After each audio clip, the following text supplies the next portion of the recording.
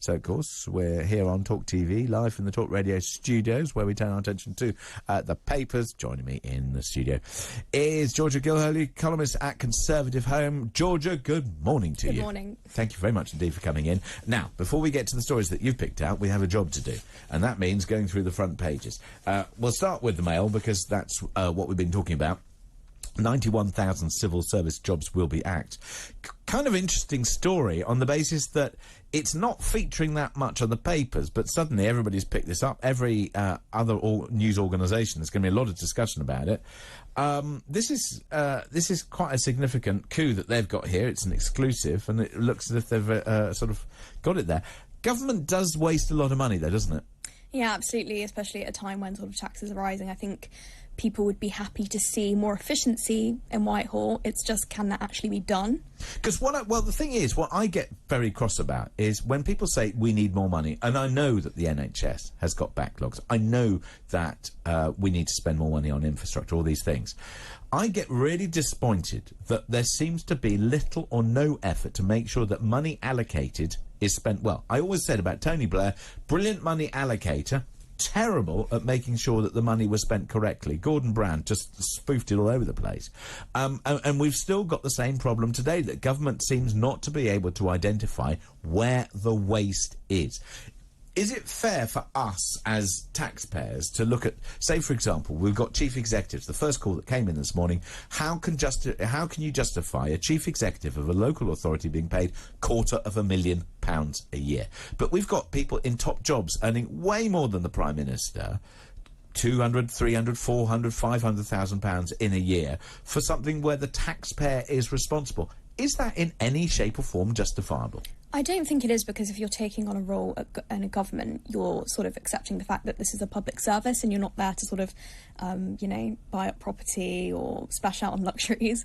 Though a lot of these people have second jobs, so who knows what other ounce of money they're getting. But yeah, I don't think it's acceptable. But also it seems as if we don't necessarily have a way of identifying what the salaries should be for these jobs. That, for example, can it be more difficult to be Prime Minister than it can be to be chief executive of a local authority? And also, how can you have civil servants who are paid more than Prime Minister? I mean, I would argue that our MPs and Prime Minister and various other people are not paid enough, and some of our civil servants and other people in jobs that they have no accountability are paid too much.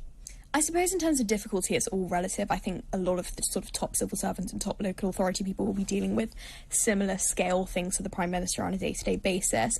In terms of judging how much they earn, I think it's difficult, but I think, they shouldn't be earning sort of the same salaries as CEOs, maybe.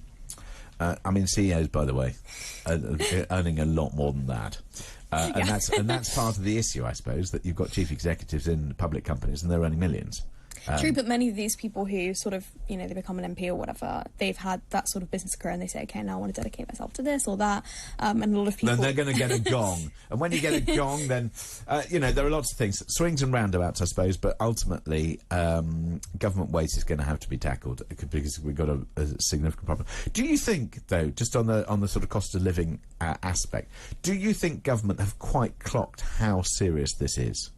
Whether or not they've clocked how serious it is, I don't think they're in a position to deal with it very well, considering the amount of public spending we did during COVID and periods when we essentially shut down large swathes of the economy. That's contributed to the economic turmoil we're seeing now. And I don't think we really can see how bad it's going to be. But there are some obvious things that they could do that they've chosen not to. So, for example, a lot of people would say VAT should not be charged on fuel. A lot of people would say, yeah, OK, so the price of a litre of petrol has gone up to nearly, 170, 180, 190, depending on what fuel and where you buy it. 60% of that is tax. So temporarily, like other European countries, they could remove an element of that tax. They haven't done it. There are a whole range of other things that they could do that would also take away that inflationary pressure out of the economy temporarily. And instead of doing a windfall tax, which I think is a complete and utter waste of time, what they could do is they could say to energy companies, you have to provide a certain amount of fuel and energy to your customers at this price. They could intervene in the market and say, we're not going to tax you. You can make profits on the amount that you spend over and above what is considered as an essential. There are lots of things that they could do if they were creative. I haven't seen one single creative idea from this government since they were elected. I mean, I suppose governments aren't necessarily known for their creativity. And when it comes to things like the windfall tax and cutting VAT, they could make a dent in people's spending, but obviously those things aren't the root of why the prices are going up, and they can't change, for example, why wholesale gas prices are going up. So there's definitely more they could do, but these things are rooted in the global economy, and the government hasn't thought about energy security to be able to deal with it. But the answer is economic growth. They have to stimulate the economy to grow, because that will allow us to then keep pace with inflation and to be able to pay for various things. So I want to see some incentives. Conservatives have a long history of creating economic growth, and yet there have been no measures to encourage investment. There have been no tax measures to encourage people to splash out. I mean, there are lots of things that they could do to grow the economy if they wanted to. Haven't seen one. I mean, in terms of this Conservative government and the more recent ones, I sort of see them as not so different to Labour and their policies. So sort of referring to maybe historic conservatism or free market principles, I don't think is really relevant here. Considering I do, on the basis that I ask myself every day, what would Margaret say? What would Margaret do? And if they just did a little bit of that, they might come up with some decent ideas. Okay, well, I don't think they're going to, unfortunately.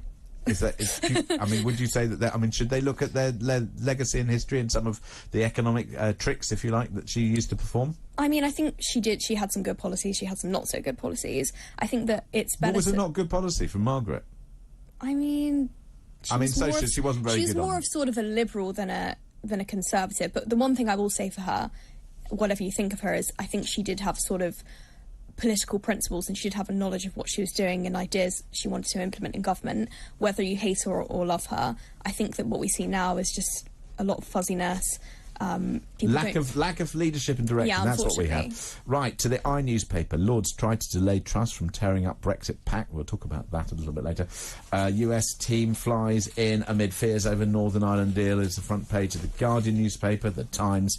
No explanation for most first-class degrees as grades soar. I have to say, when I did my degree, one person in 100 graduates received a first-class degree.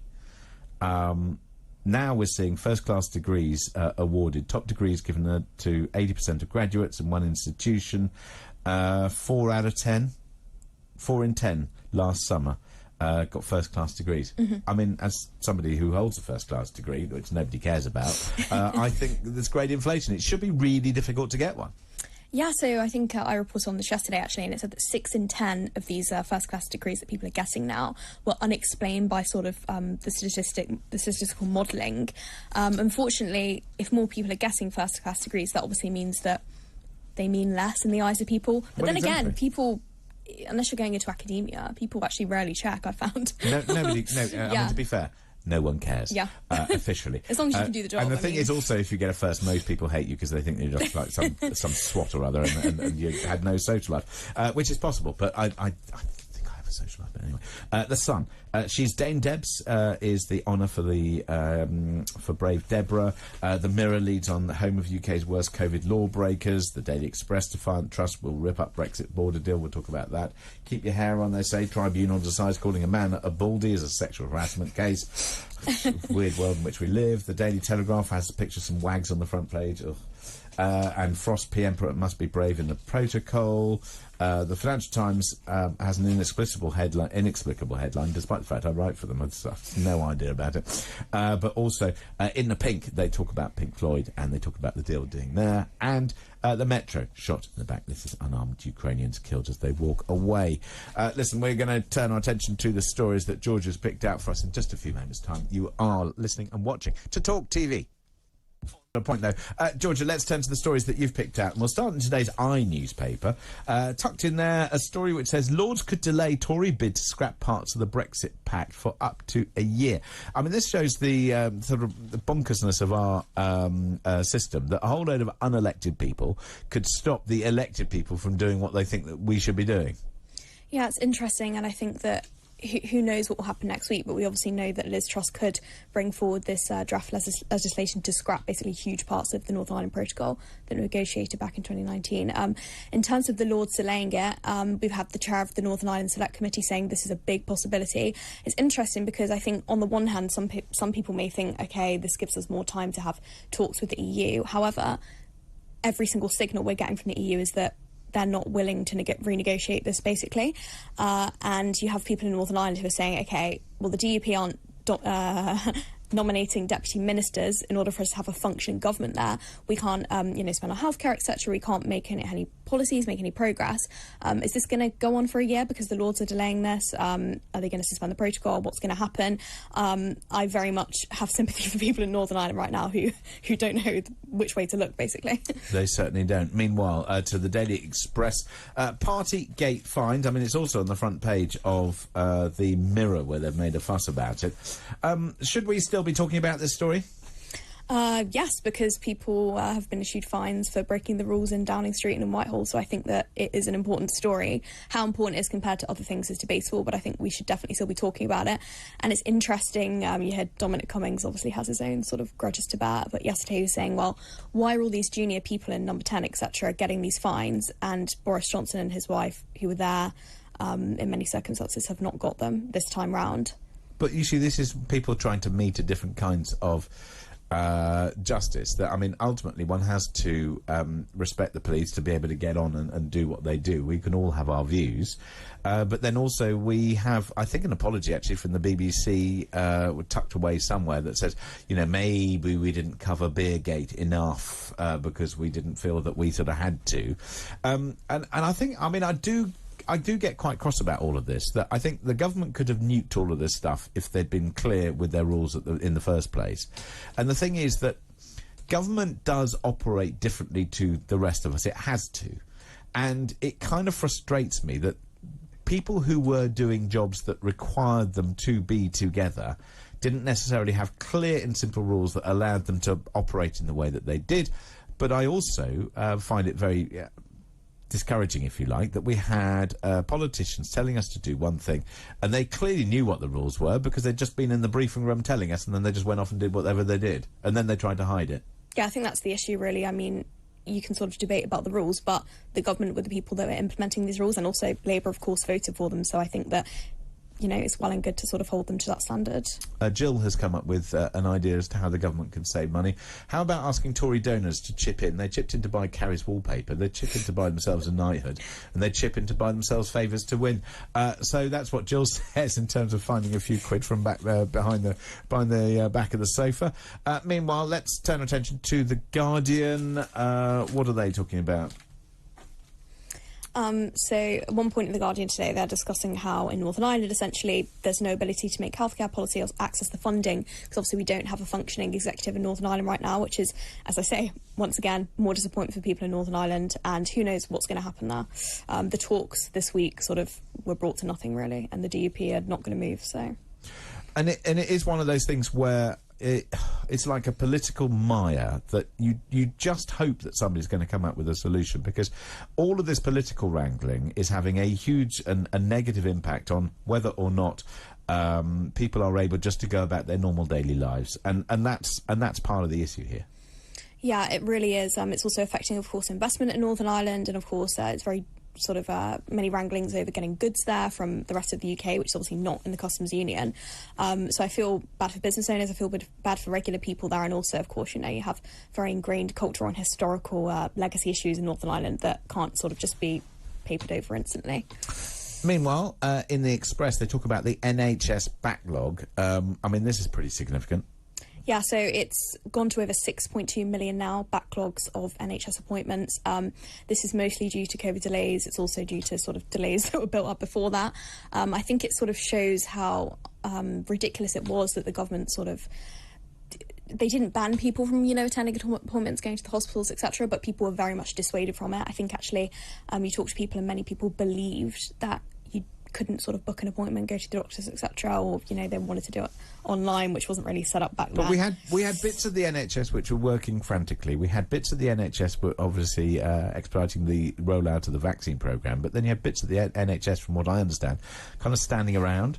But then also you have the problem that people are now, because there's such a problem with doctors and just getting GP appointments, there are people who are calling ambulance when they don't need them, which means that the people who do don't necessarily get them when they need them. So we've got all sorts of logistical problems, combined with the fact that we've got managers who seem to be more interested in diversity pushes and various other things than just getting the job done.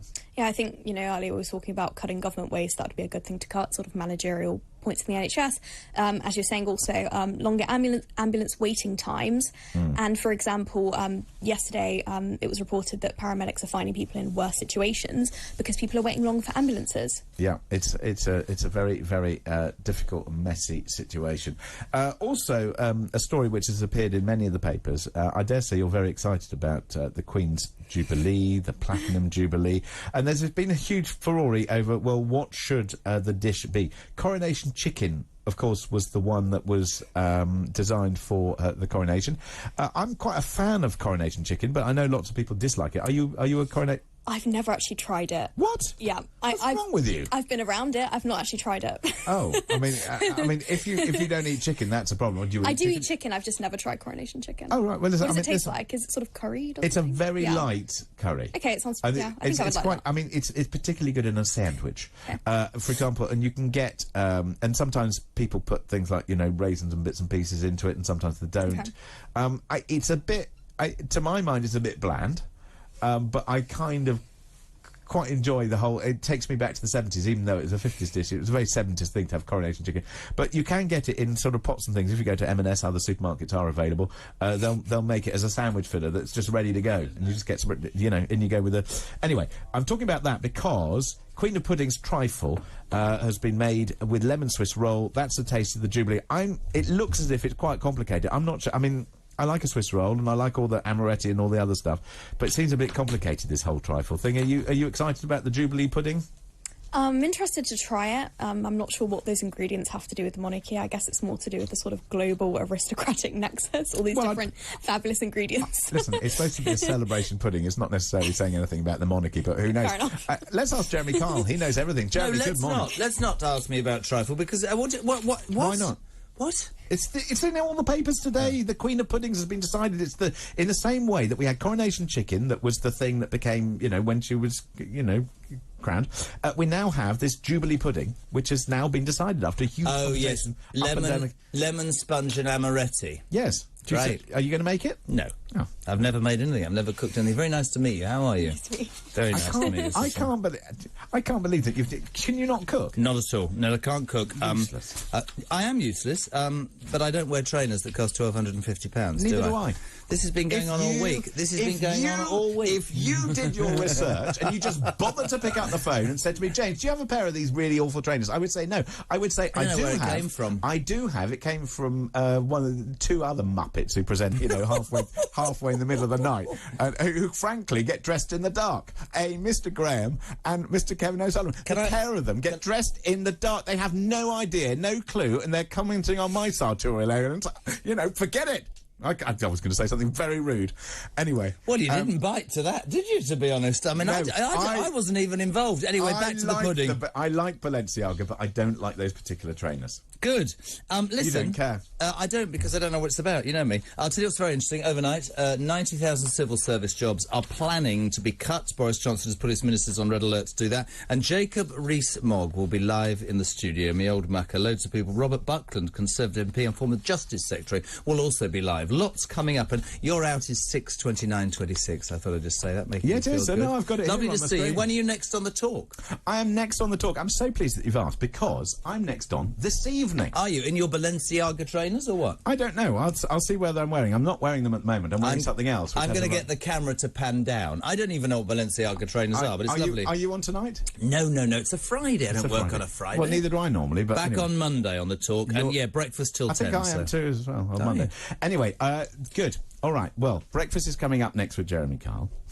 Georgia Gilholy, thank you very much indeed for joining us this morning. Thank you, Georgia. What do you think of Balenciaga trainers? I'm not really a fan. Fantastic. You're not a fan? No, not really. I didn't really like trainers in general, though.